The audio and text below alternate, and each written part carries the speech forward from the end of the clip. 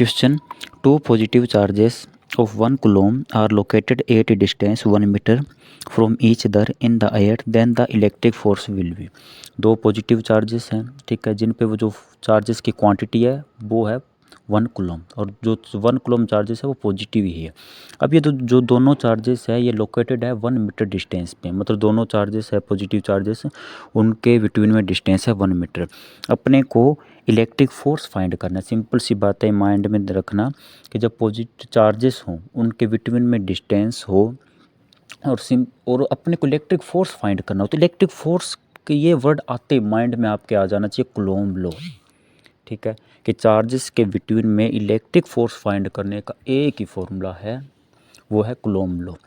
ठीक है, दो चार्जेस हैं, ठीक है, किसी डिस्टेंस पे वो लोकेटेड हैं और अपने को कूलॉम लॉ वहाँ पे अप्लाई करना है। यहाँ पे कूलॉम लॉ अप्लाई होगा। देखो क्वेश्चन को, गिवन कंडीशन क्या है, given two positive charges of 1 coulomb located at a distance 1 metre. ठीक है, जो अपने को गिवन है वहीं लिखा है मैंने कि जो दो पॉजिटिव चार्जेस हैं उन पे जो चार्ज की जो क्वांटिटी है 1 कूलॉम है और जो डिस्टेंस है 1 मीटर है। So first charges Q1 is equal 1 Coulomb, मतलब जो फर्स्ट चार्जेस है जिसे अपने Q1 सिंबल से मैंने शो किया है उस पे चार्जेस की क्वांटिटी कितनी होगी, 1 कूलॉम होगी।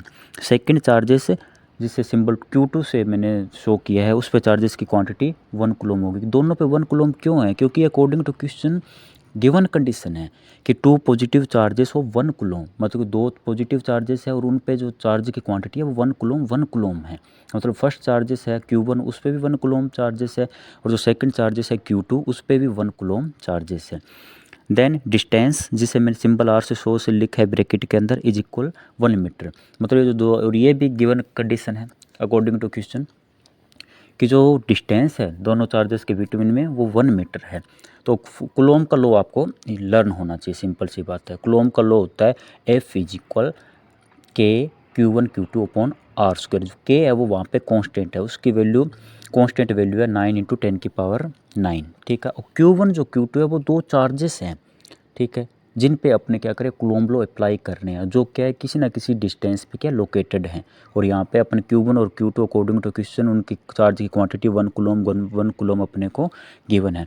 और जो आर स्क्वायर आएगा बिटवीन में डिवाइड के अंदर वो है उसके बिटवीन में डिस्टेंस। तो यहाँ से देखिए next, distance r is equal 1 metre. Then now electric force between charges by Coulomb law, then F is equal k Q1 Q2 upon r square, ये कूलॉम लॉ का फॉर्मूला है। ठीक है, तो यहाँ से देखिए जो F है वो इलेक्ट्रिक फोर्स है, इसकी वैल्यू अपने को फाइंड करनी है, बाकी वैल्यू पुट करनी है, बहुत ईजी से है। देन F इज इक्वल के की वैल्यू पुट की 9 इंटू 10 की पावर 9। ठीक है, Q1 की वैल्यू पुट की, ठीक है 1, मल्टीप्लाई में Q2 की वैल्यू पुट की 1, डिवाइड में देखिए आर स्क्वायर की जगह मैंने जो डिस्टेंस था 1 मीटर था तो 1 का स्क्वायर, क्योंकि आर का स्क्वायर है तो 1 का भी स्क्वायर होगा। Then F is equal 9 into 10 की पावर 9, 1 का 1 से मल्टीप्लाई करोगे 1 और डिवाइड में 1 स्क्वायर है तो आपको पता है 1 का स्क्वायर 1 ही होता है। ठीक है, तो F इज इक्वल, अब आप 9 इंटू 10 की पावर 9 का 1 से मल्टीप्लाई करो और 1 से डिवाइड करो, आंसर सेम ही आता है। ठीक है, आप 1 से किसी का मल्टीप्लाई करो या डिवाइड करो वो सेम ही वैल्यू आएगी। Then F is equal 9 into 10 की पावर 9, और न्यूटन आप जरूर यूनिट लगाओगे क्योंकि जो फोर्स है उसकी ऐसा यूनिट क्या है न्यूटन, तब मैंने कैपिटल N लिखा है। ठीक है, ये सिंपल से है। Then electric force between two positive charges whose quantity of charges 1 coulomb located at a distance 1 meter is 9 into 10 की पावर 9 न्यूटन। ठीक है, ये होगा बहुत ईजी से, अच्छे से इसकी कैलकुलेशन देख लेना और ये वॉइस सुन लेना।